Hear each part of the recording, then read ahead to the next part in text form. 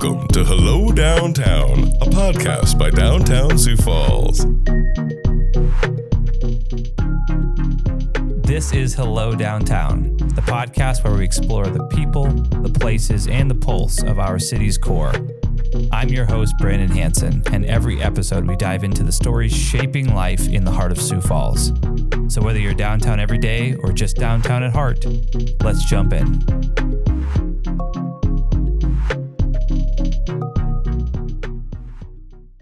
I am here with Steve Watson. Today, I'm going to let you describe what you do, but I do have a little bio on you. I'll read just the first sentence of it because I think it says enough.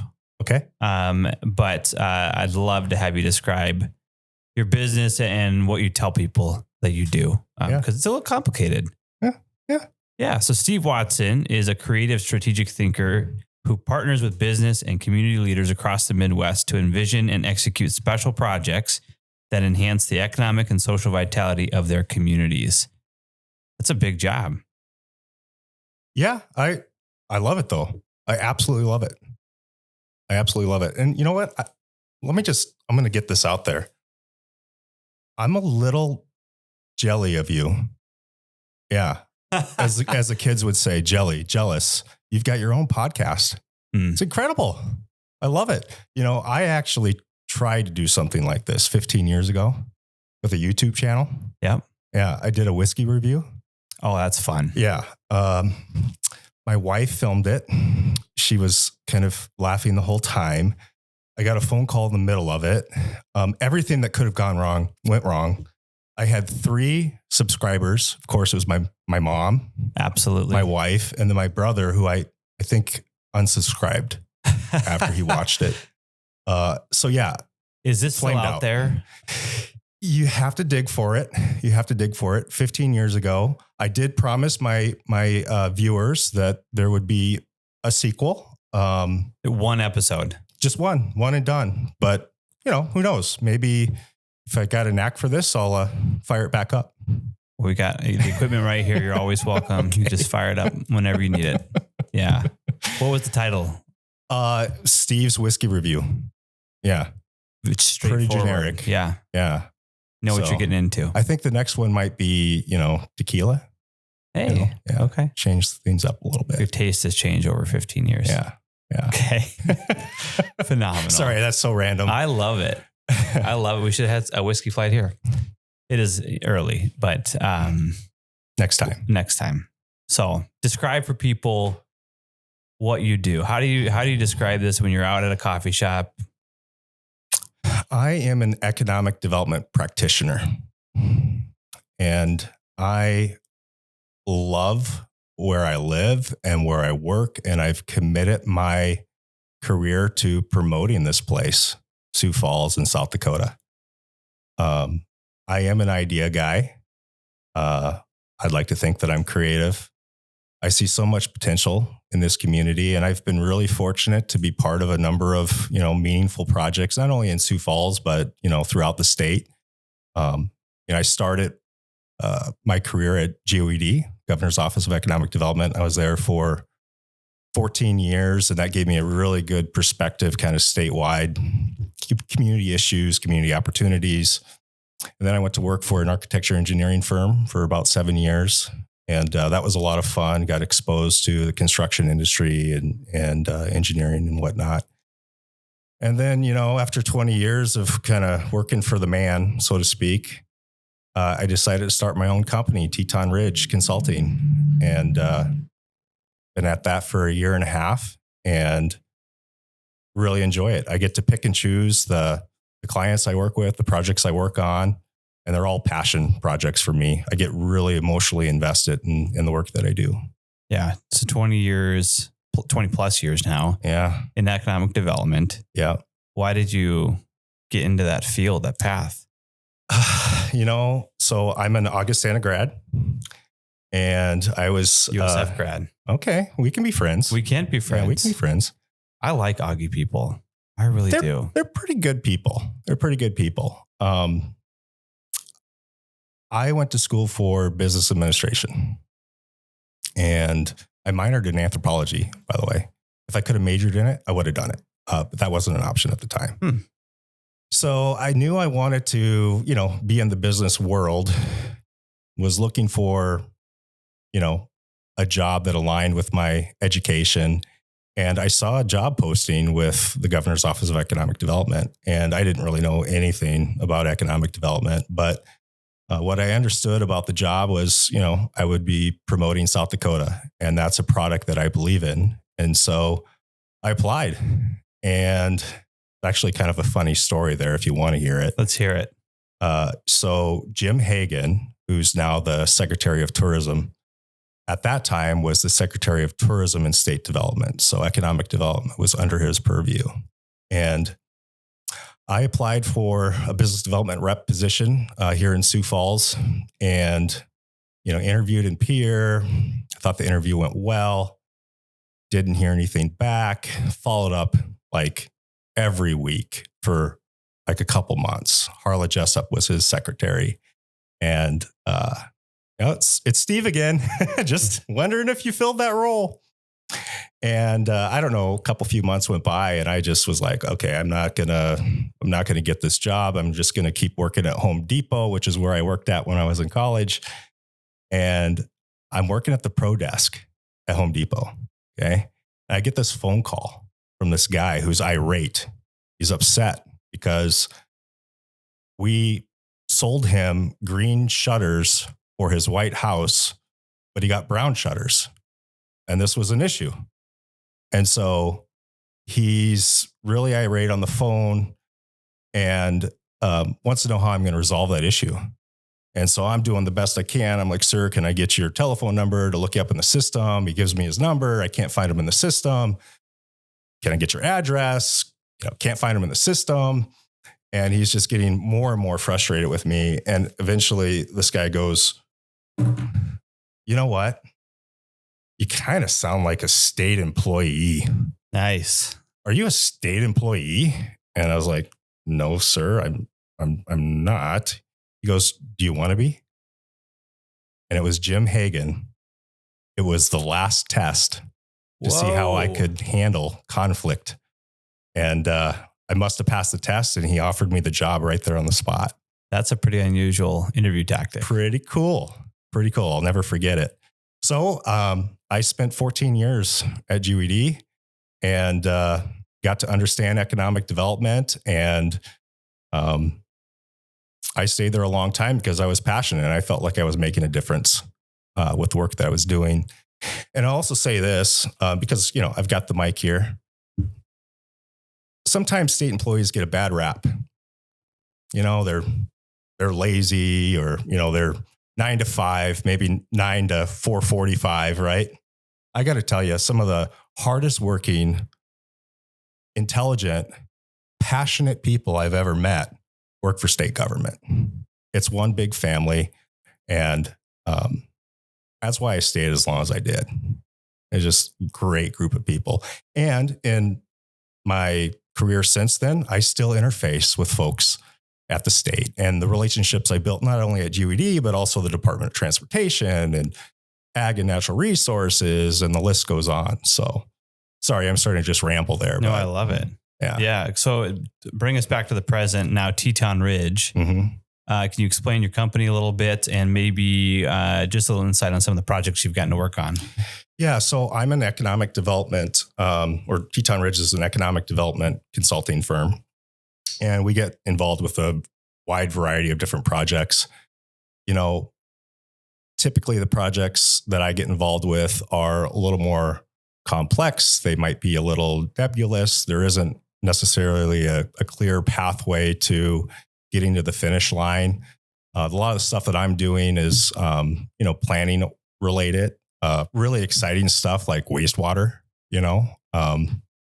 One project that's received some headlines is the city of Hartford just built a new wastewater treatment plant and designed that facility with enough capacity for future industry recruitment or to connect other surrounding towns, Colton, Lyons, and Crooks, for example. I was involved with the the design process and securing the funding for that facility.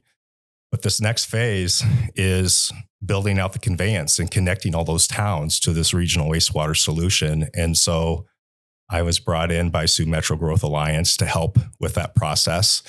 We received a $23.6 million award from Senator Thune's office. And now we're going through the process with the EPA to access those funds. There's preliminary engineering reports, there's environmental studies. And so I'm working with my client to kind of coordinate that whole process. And I'm super excited about that because for folks that understand economic development, development follows infrastructure. Wastewater is a really important piece to that. And so we're going to empower these communities, put them in a position where they can grow how they want to grow. And so this wastewater solution is going to pay dividends for many years to come. I don't just work on wastewater projects, though. You know, I've got a project that I've been working on for a number of years right here in downtown Sioux Falls, the Switchyard project. It's a $90 million mixed use development that is proposed on the old rail switchyard right east of 8th and Railroad Center. And we've made a lot of great progress on that. And we're going to be going before the city council to move that along. So that'll be a welcome addition. There'll be an office building. There'll be new apartments. There'll be retail on the first floor. You know, high impact kind of project. Those are what drive me. Yeah, this Switchyard project is really exciting from DTSF's perspective. I mean, you check all the boxes as far as what we would love to see. And again, we're just a nonprofit that's trying to drive foot traffic to downtown. But part of that is how we design things. And that includes walkability, pedestrian friendly design. You know, how are we thinking about landscaping architecture, mixed use development, active storefronts? I mean, it's just all in that one plan, and it's going to replace a dirt lot. Yeah. Which is incredible. Really kind of in a central location of what downtown is. So we're so excited to see that come to life. I know it's been a long journey, and I think it's 18 months after you start breaking ground that you can expect to see an actual building. So development is slow. It takes time. It's so good for our economy, for our downtown. Yep. Yeah. And there, you know, I'm already thinking about what's next, right? There's a number of surface lots throughout our downtown. There's a number of sites that have redevelopment potential. And, you know, I want to be part of that team that's, imagining what's next. Yeah. Yeah. So you work regionally. Yes, sir. All throughout the Midwest, for sure. So when you visit a downtown for the first time, what are you subconsciously looking for? Well, I mean, you already talked about walkability, you know, pedestrian friendly. The downtowns that I get, you know, really jazzed about are those that have really unique sights and smells and sounds. It's a real kind of sensory experience. I like, you know, interesting things, right? And so I think of some of the downtowns that I've been to throughout the country and actually, you know, across the planet.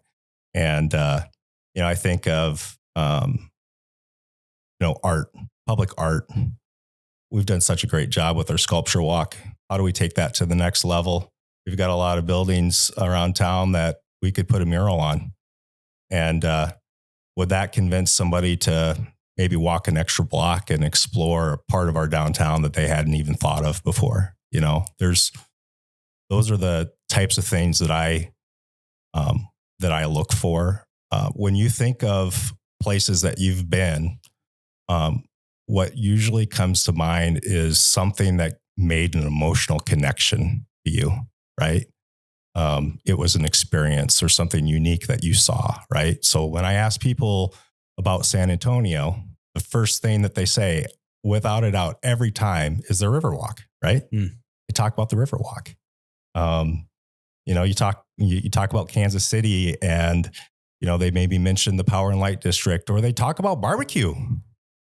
The smells. Oh my God, I love barbecue. We should have a barbecue place downtown. Let's do that. Can we do that? Of course. Yeah. Okay. Absolutely. Yeah. Back to your travels, is there anything that stands out to you when you walk into a community or and it doesn't have to be travel for work, personal travel. I know you were just in Ireland. Is there anything that screams, this community is sort of stuck or going backwards or this one has momentum? Is there anything like indicator that's screaming to you? Well, I think you already touched on a little bit. I mean, we don't have a lot of vacancy. We do have some dead zones, but we don't have large swaths of dead zones. We've done a really good job of kind of activating first floor retail and been really thoughtful about, what businesses are going where. For someone who's not in this world, what dead zones are you talking about? Yeah. So I'll give you an example. As you're cruising down Phillips Avenue, you start south by Kelloland and you work your way north. The street is very well activated with, retail shops, people coming and going. It's very, very lively. And then you get to the Wells Fargo block, and this isn't a criticism of anybody, right? But that's a dead zone right now. That building is largely vacant. Then you have a parking structure that's directly north of that. And so that's a little bit of a dead zone. And so somebody that, is not from our community that is experiencing our downtown for the first time, they maybe stop walking at that point. They don't continue north. Now, if they did and they got past that dead zone, they got past the Orpheum and they get to the Levitt, then all of a sudden it's, back to activated and lively. So we don't have a lot of that, but that's an opportunity for us. Yeah. Yeah. And some of the buzzwords that we use a lot are density and infill. That's exactly what you're talking about. Exactly. It's replacing these dead zones with something more active. And then again, another buzzword would be mixed use. And so we can have buildings that are taller than one story. Yes. In South Dakota. I know the planes fly pretty low in downtown, but we've got plenty that are 6-7 stories tall. Yeah. And let's put some rooftop patios up there too. We don't have enough of those. Agreed. We love sitting outside, having a drink, having a bite to eat. Those spaces are very well activated in the warmer months. So yeah, let's do some more rooftops. I'm in. Let's do it. Are you going to start building some for us or? Yeah. Great. Yeah, absolutely. We actually, the Switchyard project does have a rooftop. Now that's going to be for, tenants in the space to use, but I think there's an opportunity for that. Maybe in the new Sanford district. Yeah. Well, you went there, so let's talk about this phrase I've heard 4 times in probably 6 months now is 100-year opportunity. And we have 4 of them all happening at once. And those 4 would be the prison is moving, or a portion of the prison. We've got the Sanford district, as you mentioned, the viaducts are getting replaced, which only happens once every 100 years. And then directly adjacent, there's the Riverline district. Mm-hmm. Who would have thought that this would be the kind of the phrase of the year? I got to tell you, I'm not the only one that's dreamt about that. I know what this community is capable, so I'm not surprised. I'm more surprised it's all happening at the same time. But you're right. It is a generational opportunity, and a lot of people rowing in the same direction is what's helped facilitate this. And I also want to just give kudos as it relates to Smithfield. Not only are we relocating them, but we're keeping them in Sioux Falls. I think that's really important because they are a major employer. They provide good jobs. The economic impact from an operation like that is off the charts. Mm-hmm. And so for our leaders in this community to find a way to not only relocate them, but keep them here and keep them in a new facility for maybe the next 100 years, that's another 100-year opportunity. Honestly. That's true. You think about it. Yep. And then all the work that went into Foundation Park years ago, like when they did that, they weren't thinking that was going to be home for Smithfield. But if they hadn't made those investments, we wouldn't be where we are today. So there's kudos to everybody that's been involved for the last 15 years in making this community what it is. The future is very bright. Yeah, I think it's impactful to maybe just take a moment and talk about Smithfield and, what would have been lost if they weren't staying in town. There's 3,200 jobs. When you talk about economic impact, it's in the billions with a B. And that is not just the lost wages or employees, those 3,200. It is all of the pork produced out of it. It is the farms. Our entire state is run on agriculture. It's one of the main industries that supports this place that we all know and love. And it just keeps going and going and going and going. They have accountants and bankers and all other kinds of industries that touch electricians that touch this plant, and will now get business out of it, and hopefully a ton of redevelopment opportunity in the Sanford district. Yep, you said it perfectly. Did I miss anything? No, we didn't turn our back on ag.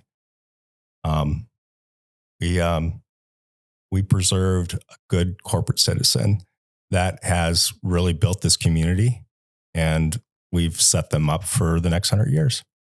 Yeah. All right, let's bring it back downtown. Sanford District, viaducts, prison moving. Yeah. Talk to us about these projects. Can you just describe what they are and some of their impact? Well, what I would say is they're all interconnected, right? So when you look at the long-term plan that the city has for Russell Street, it's to connect Russell and Rice with the bridge.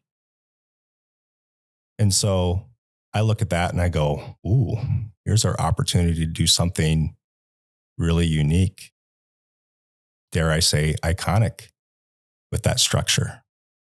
And we can do it in a financially responsible way, but let's design a bridge that will be on a postcard, that could be uplit, could be Instagrammable. When we're thinking about that new west to east, east to west connection, then we should also be thinking about the viaducts. And, part of the reason that we have the one-ways and the reason the viaducts are designed the way they are is to push people through downtown quickly. And that's in part because we didn't have an alternative to the north or to the south. And now we may have an opportunity to maybe facilitate that east to west traffic that we didn't have before with the Smithfield site getting redeveloped. So I would just, encourage folks not to move too quickly and jump into a design on the viaducts before we understand how we might be able to holistically reassess transportation with the Sanford district now. Does that make sense? Absolutely. Yeah. It's so similar to what we've been speaking about as an organization, particularly in the viaduct conversation, just that we want to stop viewing downtown as a pass through and view it as a destination. We don't want any less cars. We for sure want slower speed. Yes. There's, about 30% of the people who use the viaduct stay in downtown right now. And our kind of thought and our question guiding all this is, what if that was 60%? What if that was 100%? What would that do for the economy, for the entire city? Because right now, downtown is generating about 30% of the city's tax base. That includes property tax and sales tax. And of course, we all hate taxes here, but what does that produce for the everyday person, who doesn't live or use downtown? That's services, that's city employee salaries, that's and those services include EMTs and police and parks and capital improvements like pools that we all get to use. So just think of what that does for our entire city if we can maximize the ROI, not hurt the ROI. Yeah. Yep. Agree. The other thing I would mention too, we've got a unique situation with, new mayor on the horizon, and that new mayor is going to need to fill the planning director role. And in my opinion, that is one of the most important decisions that person's going to need to make shortly after, or maybe shortly before they're sworn in.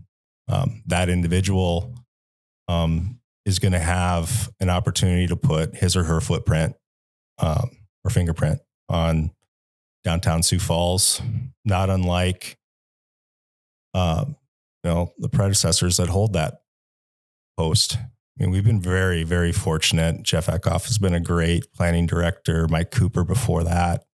Steve Metley, Mr. Downtown.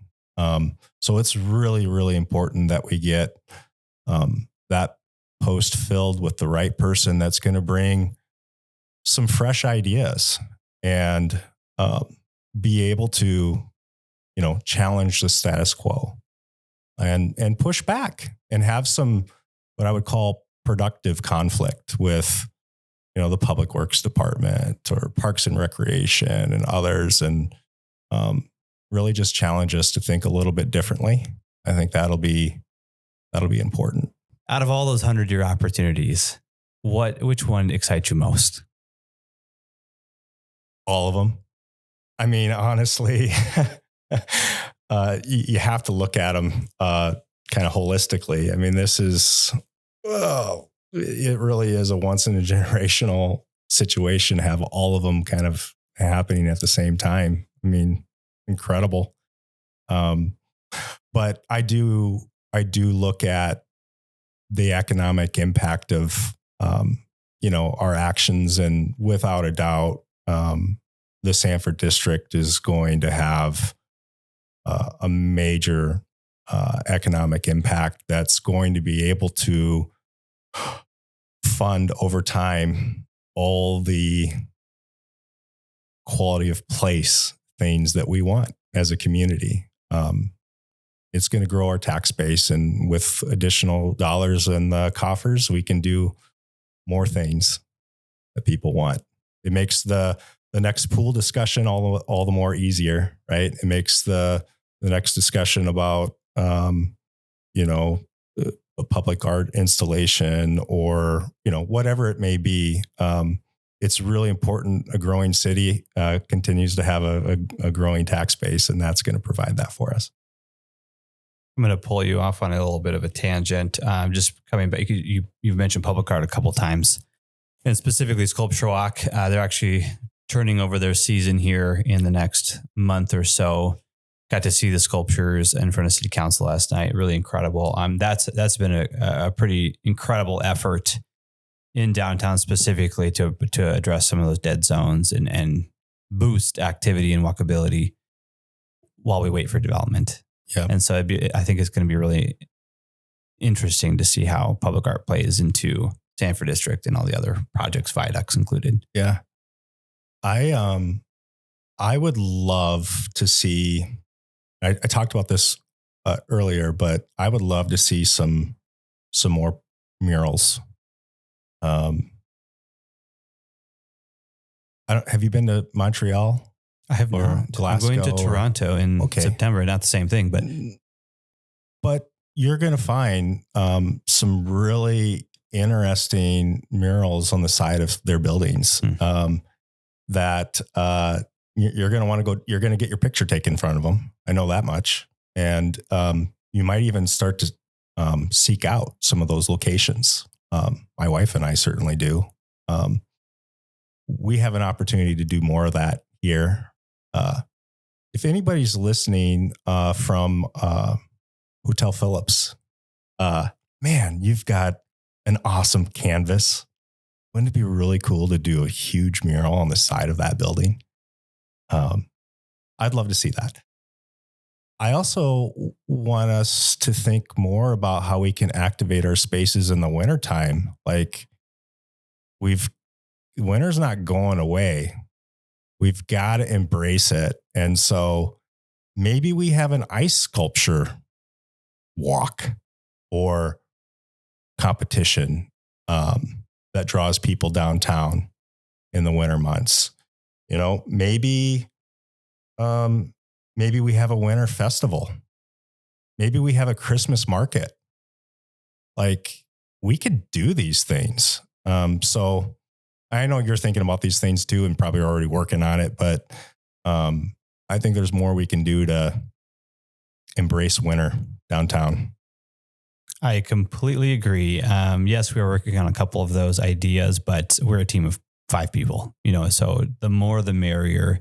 DTSF is an advocacy and marketing organization first, and events are a way for us to advocate and to market the district. And so the more people that host activities, activations, events, festivals down here, the better, and we'll help you guide it through the process with the city, getting permits. Please come downtown. Sign me up. I'll help fundraise. Hold me to that. I would love to see some of these things, outdoor fire pits, more of those. So anyways, passion of mine. Well, let's take it a little further. What's one bold idea that you have or you would produce that might make people a little uncomfortable in Sioux Falls?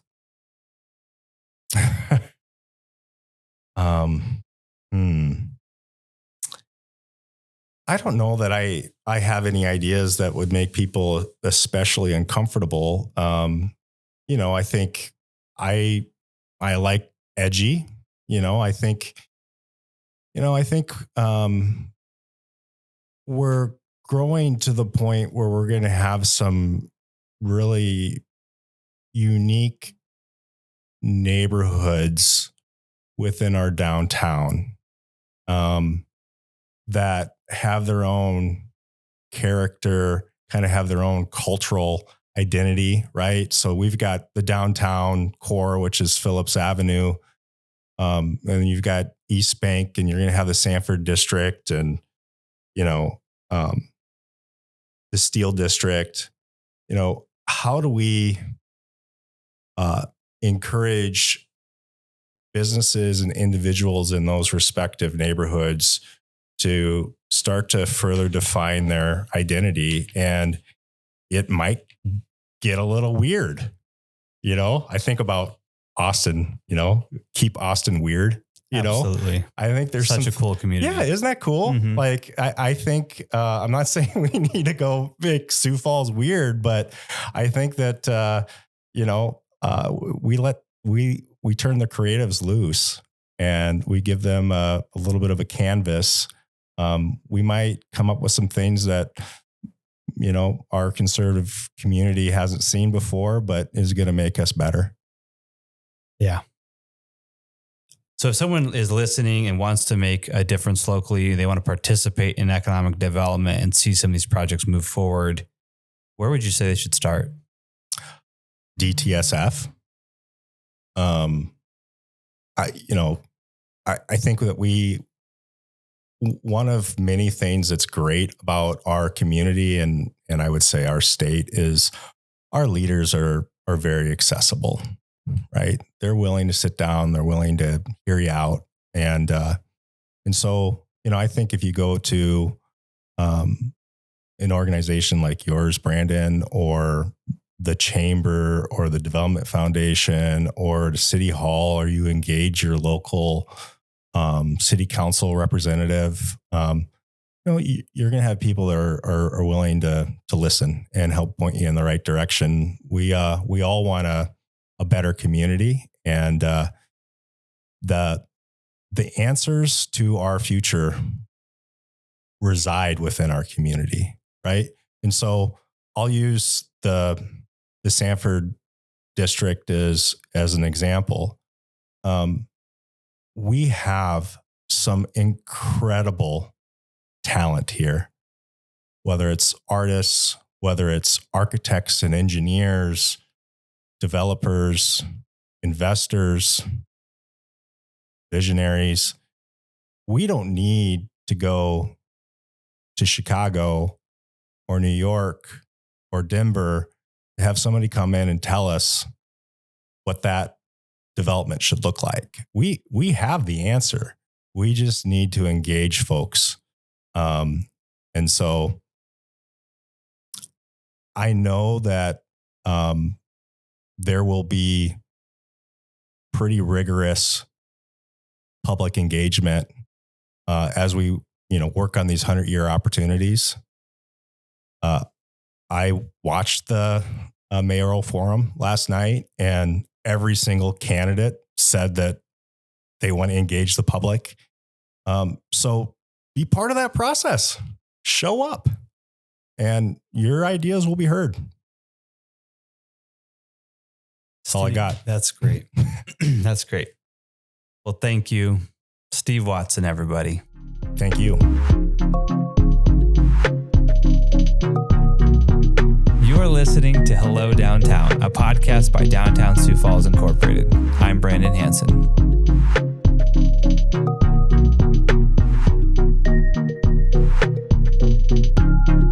I'm Taryn Sietsema with Downtown Sioux Falls. Here is today's member moment. Okay, hello everyone. Today I am joined by Stephanie Wilde, owner of Say Anything Jewelry here in Downtown Sioux Falls.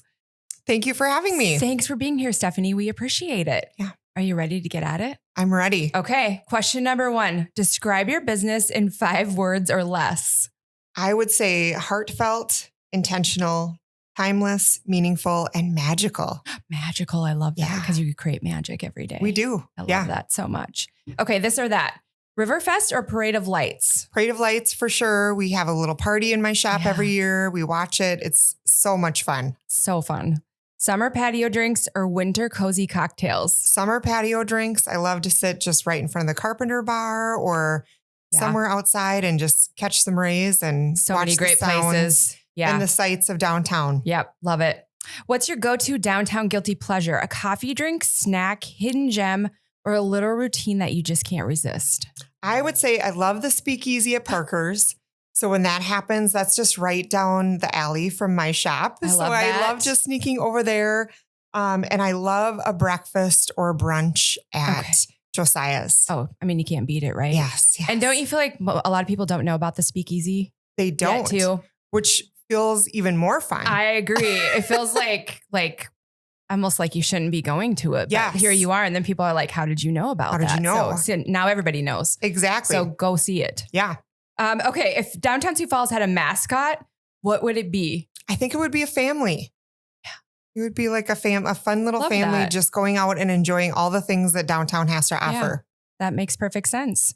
Okay. Lastly, for people walking into your business for the first time, what's one key thing they should know about Say Anything Jewelry? We're so much more than jewelry.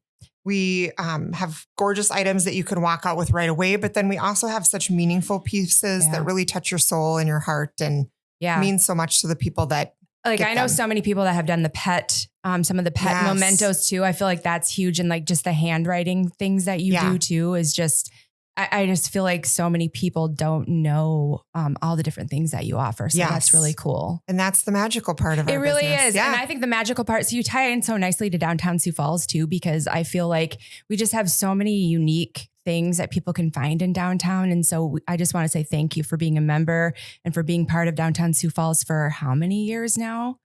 I've been downtown. I've been in business 17 years and Wow. I've been downtown for 15 years. And I think I've been a 15. member the whole time. I think you have too, been but I down mean, here. but 15 years downtown is amazing. So Yes. thank you for all you do. And we love sending people down here to see you. Thanks Thanks for coming on today. Thanks. It's been so fun. Yep. Thanks, Stephanie.